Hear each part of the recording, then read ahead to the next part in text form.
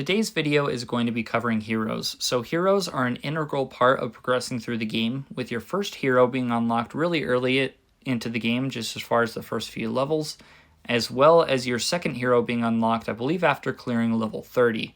As of now, there are two additional heroes that can be purchased with real money, Maurice and Claire. Really so far, and I'm not super far into the game, but I do consider myself a decent amount just progressed into the game. I've had no issues just with these free-to-play heroes. They do seem very strong and just still able to help me clear a lot of the stages. Now later, if they go and add more game modes or even more levels, make stuff a bit harder, maybe the paid heroes do become a little more important. But as of now, the free-to-play heroes just seem to be working fine.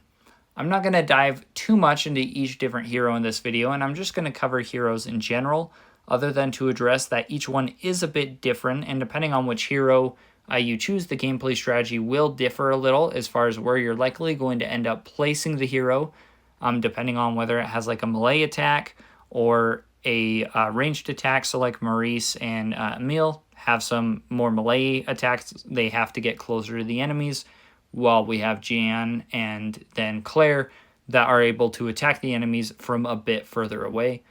The strategy is also going to change a little just depending on what the hero's ability is, if it's more damage oriented, or if it has more just utility support focused, or if it has some control aspects that help debuff the enemies in some ways.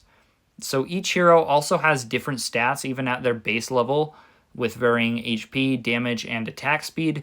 This can also affect the optimal ways to use the hero, just as well as what gear works best for that particular hero.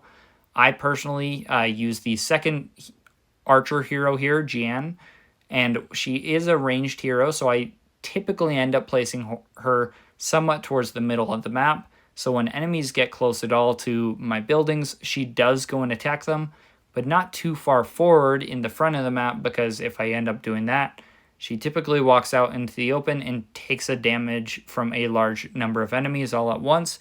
And if you have her leveled up a ton, then it's not as big of an issue.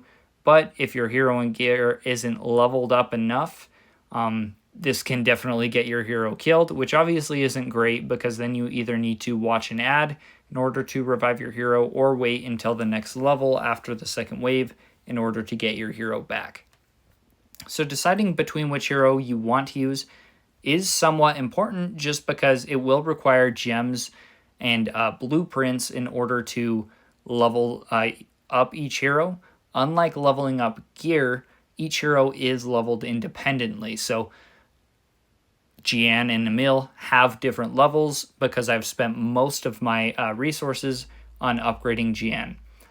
Now, you can level up multiple heroes and swap between them as you wish, and really I'm not going to be penalized too much, just because my gear, it does also contribute a ton as far as the stats of the hero, but the cost remains the same with each level, and as of now, I've leveled up Jeanne a significant more amount, and the benefit of this is the later levels you get, the damage and HP, it just scales a lot more. So the more you level up the same hero, the stronger and stronger it gets. Just that scaling effect really comes into play there.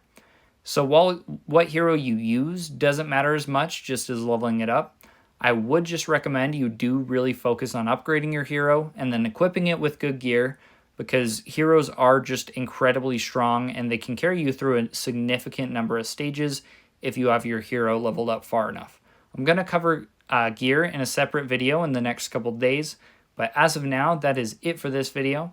Thanks for watching, and let me know if you have any questions.